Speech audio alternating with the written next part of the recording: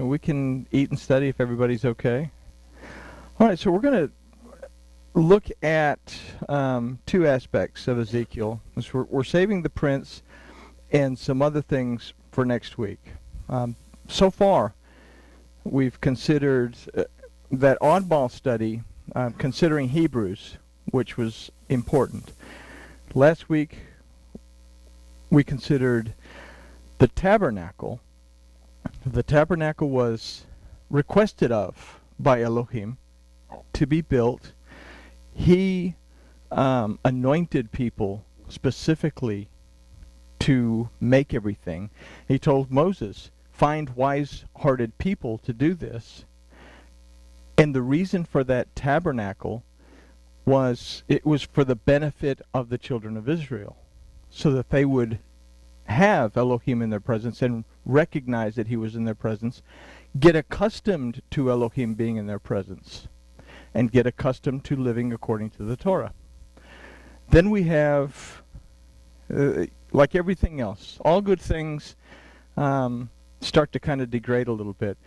We saw Solomon's temple was not commanded by Elohim, it was permitted by Elohim. The reason that it was built is that a king wanted to contain Elohim. Didn't want to house, not necessarily, wanted to contain Elohim. Didn't do it for the benefit of the people, because we read in this one line, the temple that I have built. It was, let me show you what I can do. I'm all that in 2 bags of potato chips. It was built with slave labor by people that Elohim did not specifically anoint to do anything. So we go to the third temple, or in the second temple, which is basically just a reconstruction of the first one. Ezra and Nehemiah go down there and do their thing. But again, there's no real presence of Elohim anymore. It's gone. And our ability to recognize the presence of Elohim is dependent, and this is important, dependent on how much we want to offer ourselves to the Word. And that'll be an important concept because it comes up in the study. So we're going to consider Ezekiel's temple last week is not a temple that's built by human hands. Everybody's getting excited, oh, we're going to build a temple and we're making clothing for it and got all the stuff made for it and we're ready to build it as soon as we can work out the real estate deal with the Arabs and move the Allah's temple or something. Ezekiel is taken to a temple that already exists. Once again, Yahuwah has provided a temple on behalf of the people, for the people, so that the people can, once again, recognize his presence and once again move into a Torah observant service, although it's a little bit different than what we read in the Torah. But Elohim once again resides among them, and once again they are trained, they are reconditioned to serve Elohim. So we go from the tabernacle to something that we've made back to something that Elohim has given us. He gave us the tabernacle and he'll give us the third temple, but we won't have anything to do with the construction of it. So with that in mind, we're going to take a look at the sacrifices because this always comes up. Are we going to go back to a sacrificial system? Is a question. Because if Yahusha paid it all and this upsets the balance in Christianity, and that it goes contrary to the Torah in a lot of ways, upsets the balance in Judaism. But without Ezekiel, there's no balance in both.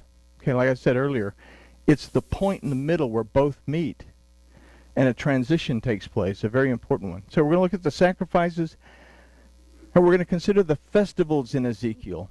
Because the festivals in Ezekiel are also different.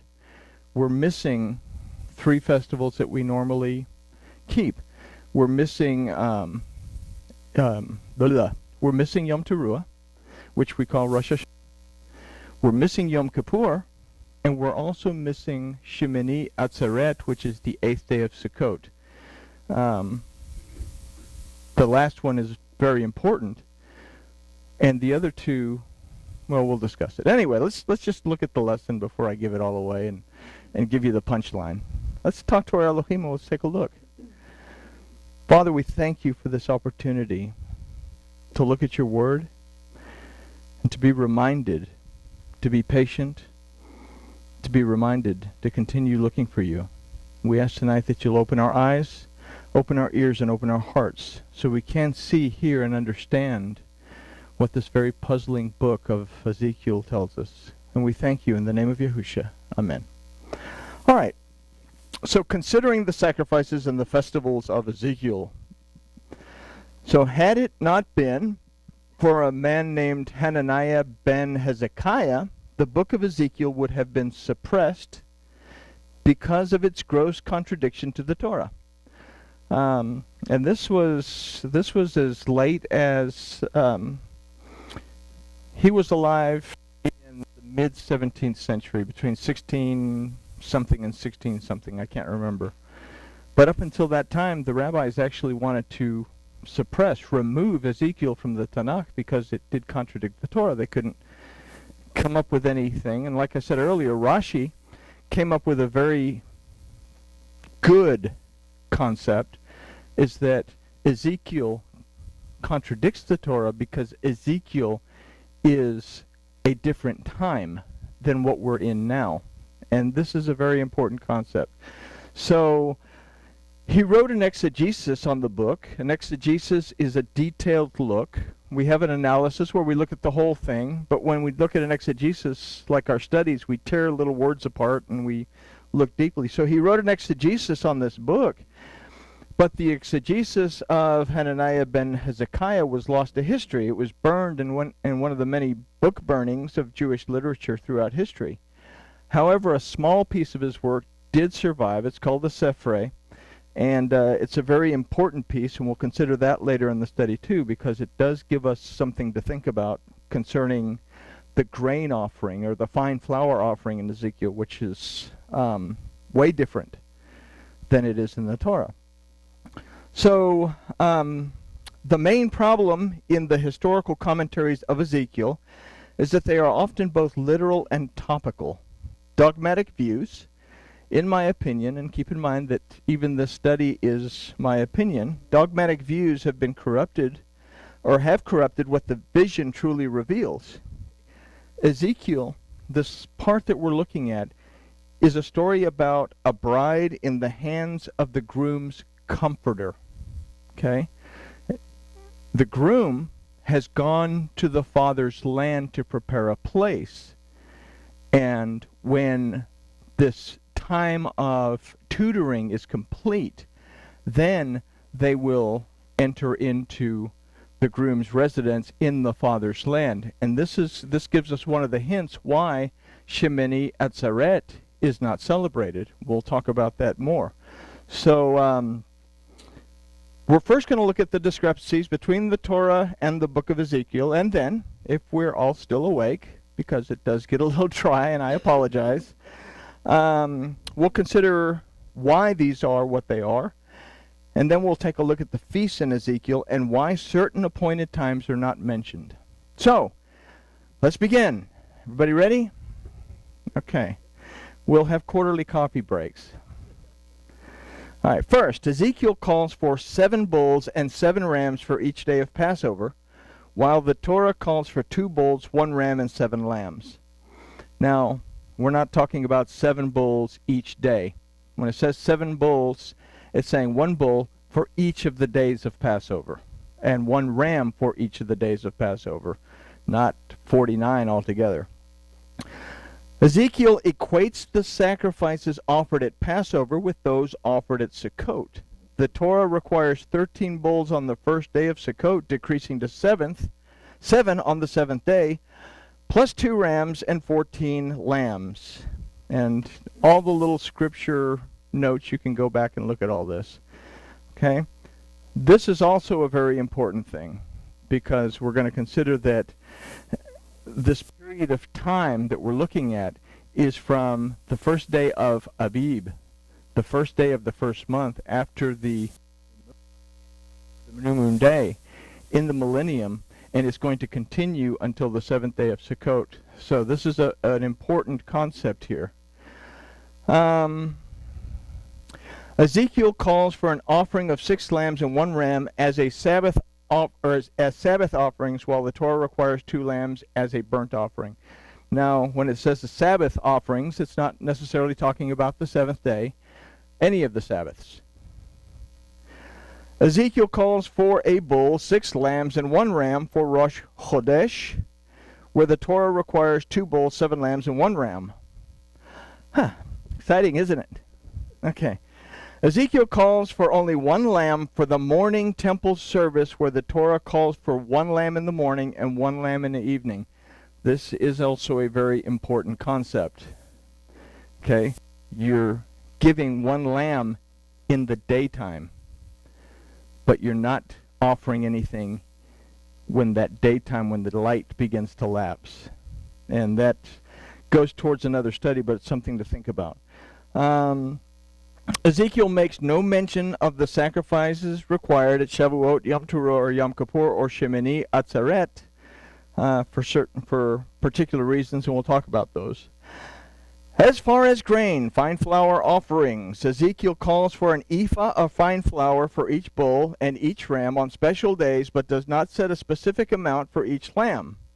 In fact, for the lambs, it says that you'll offer X amount, but you can offer as much as you want, or you can offer as little as you want. Okay?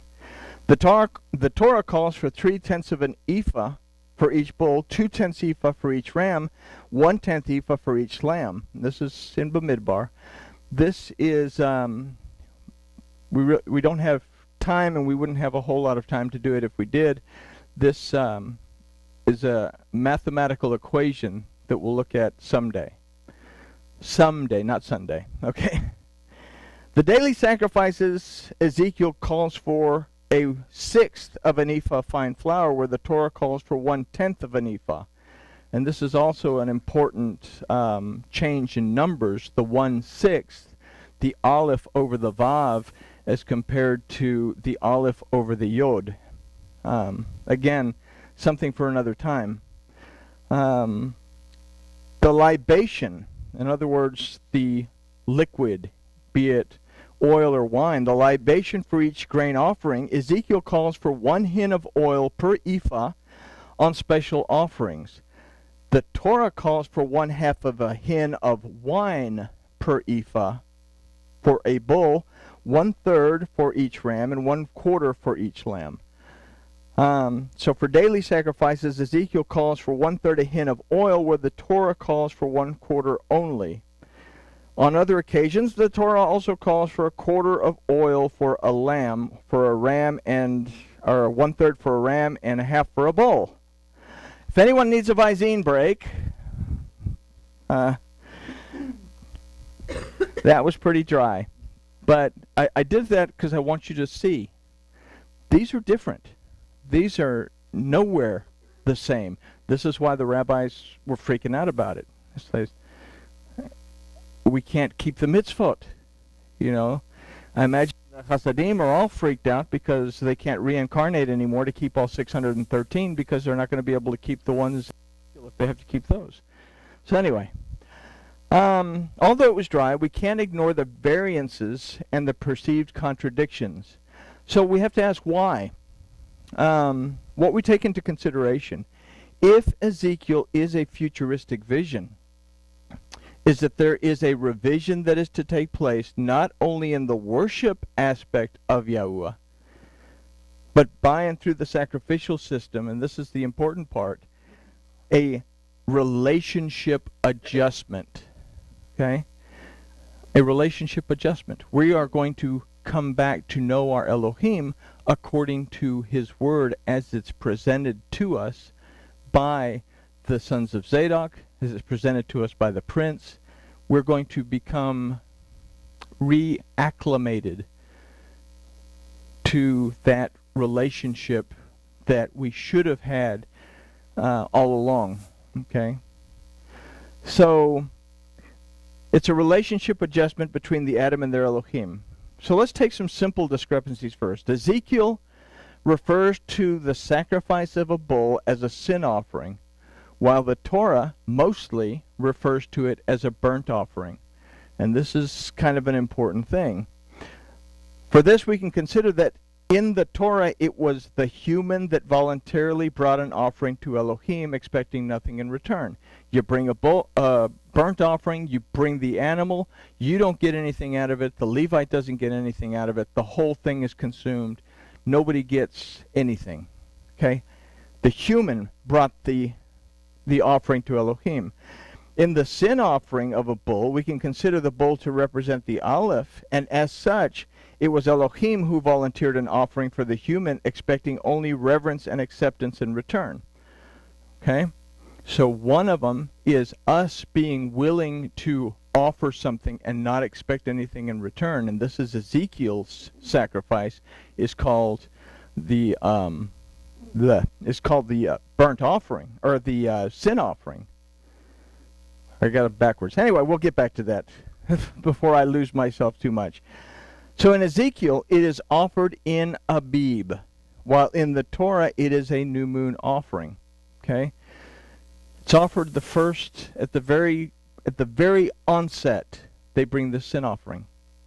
They would offer the bulls at the changing of the moon cycles in the Torah. So where Elohim gave us a sin offering that represented his will at Abib, we must be willing to voluntarily offer up ourselves to enter into a new time with him. Now the bull offered by Ezekiel is not the offering of Rosh Chodesh as in the Torah. Okay? It is a sin offering to begin the inauguration of the new temple. It's an inauguration. It's an offering, a sin offering. We've just closed the gates. Nobody is straight. The first thing that's offered is a sin offering to start getting us on the right track. But it's also an inauguration of the temple. What is the first thing Ezekiel sees? He sees the temple. The inauguration begins on the 1st of Abib. Vayikra 9:2 shows us that a calf was required as a sin offering at the inauguration of the tabernacle. So we have to seriously take into consideration that the sacrifices of Ezekiel do not match the sacrifices of the Torah, because the age of the Adam will have ended and the millennium will have begun. Things will change, including the Torah, and we're going to take a look at this a little bit more as we move forward. Elohim does not change, but we're moving past the age of the Adam. Our time stops. Now it's Elohim's turn, and we go into the day of Yahuwah, which is the millennium. Okay? So, okay. So we'll consider that in a little bit. In Hananiah ben Hezekiah's surviving work, the Sephri, he notes that the grain or fine flour offering is so important that if the quantity of the animals that are sacrificed has to be reduced so that the right measure of flour can be offered, it's best to do so. So we have to make the offerings, but the animals, the sacrifices, are not as important as the flour and the oil that's offered with them. And this is a very important concept if we understand what the flour and the grain represents and what the oil represents. Because the grain is a representation of the Word. The oil is a representation of truth. Okay? So this may account for the differences in the grain offerings between Ezekiel and the Torah. So let's consider this idea a bit further. Grain, again, represents the word of Yahuwah.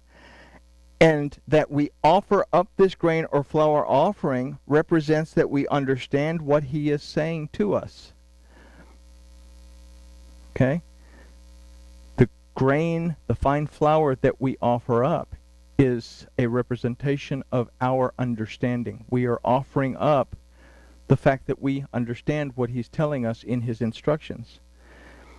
The offering of animals is simply the offering of our physical worship. And we don't really have to understand anything to offer an animal. But we do have to understand something if we are offering up an explanation or an understanding of his word. Yahuwah our Elohim doesn't require the sacrifices of animals. He requires our obedience and our acknowledgement that we are aware that he is present. What is the purpose of this third temple? For us to understand, acknowledge, and be aware that Yahuwah is present. Just the same in the tabernacle. That's what it existed for. It was on behalf of the people so that they would know that Elohim was present. We are once again going to understand that Elohim was present. He was present for a short period of time only in Solomon's temple before he departed, because Solomon allowed the strangers to not only build it, but he also allowed the stranger to worship there. And as such, the worship that was offered at the temple was not what the Torah required.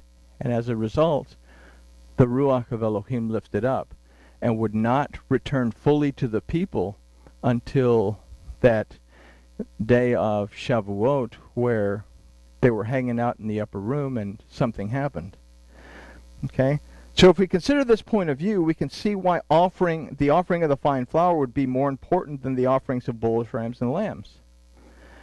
We may even consider Rashi's interpretation that says that Ezekiel, in stating a full ephah of flour, means that the required amount of flour was to be sifted from a full ephah of unprocessed flour.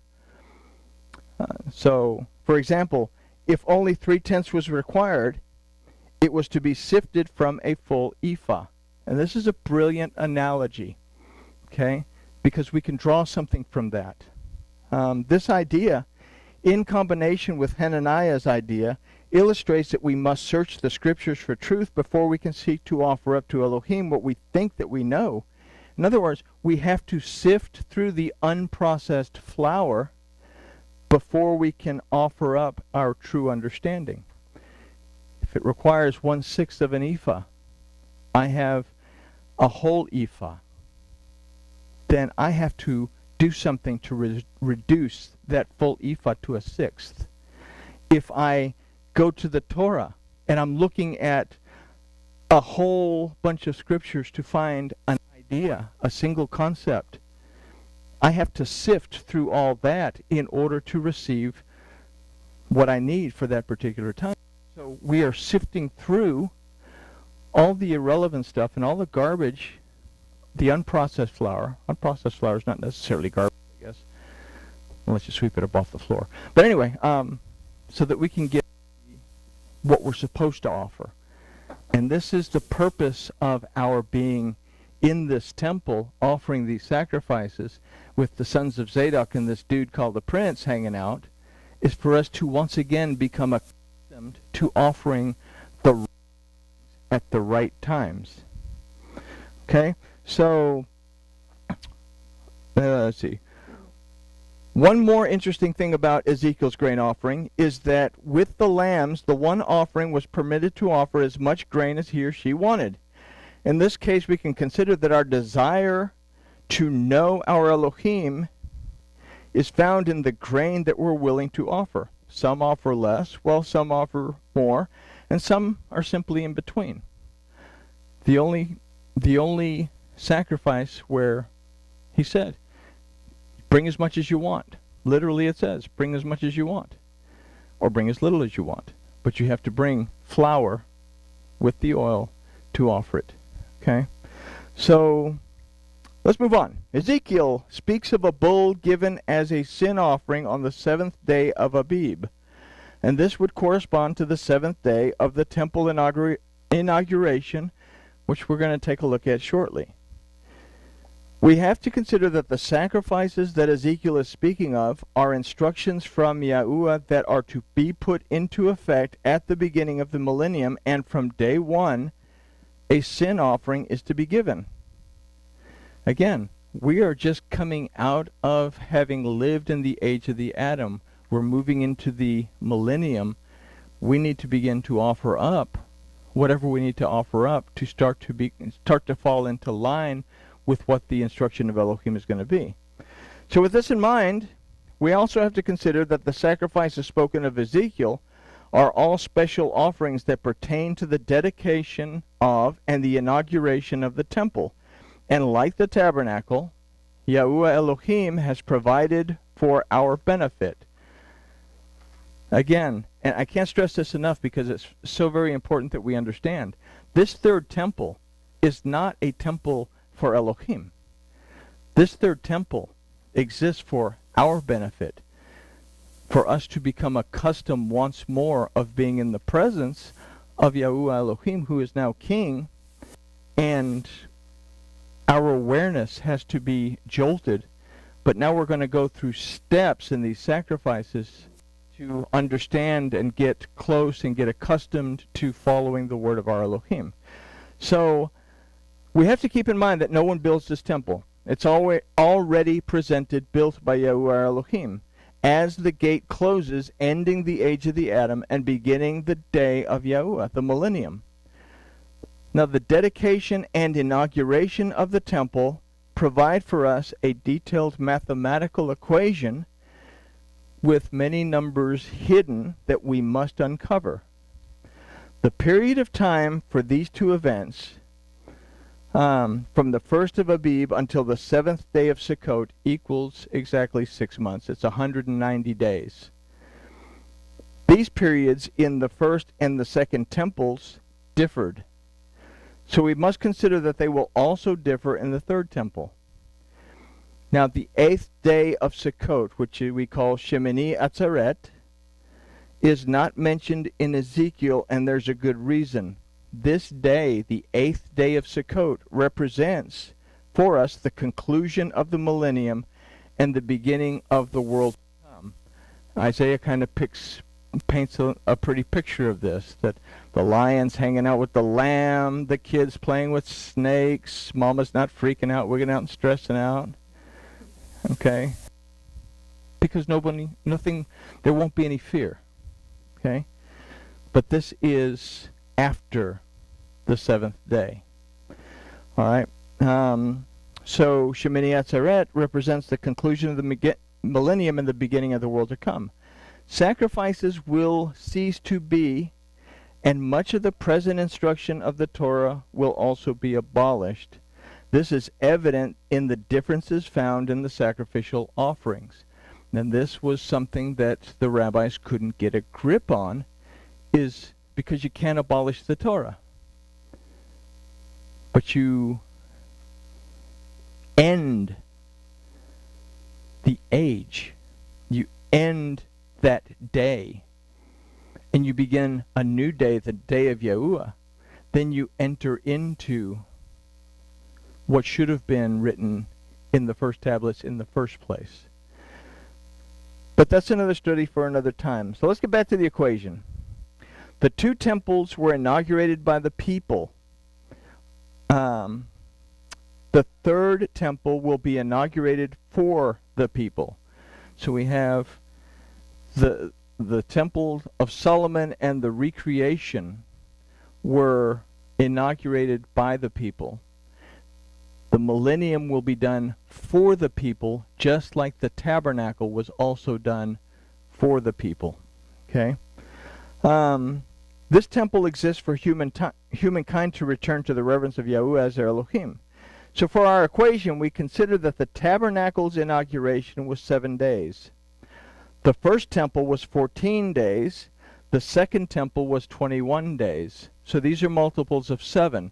If we continue the theme of multiples of 7, then we have to conclude that this third temple will be a 28-day inauguration.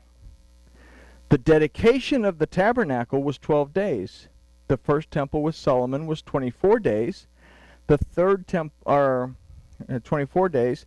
The third temple, or the second temple, I'm getting all these temples confused. Solomon's temple, there we go, was 24 days.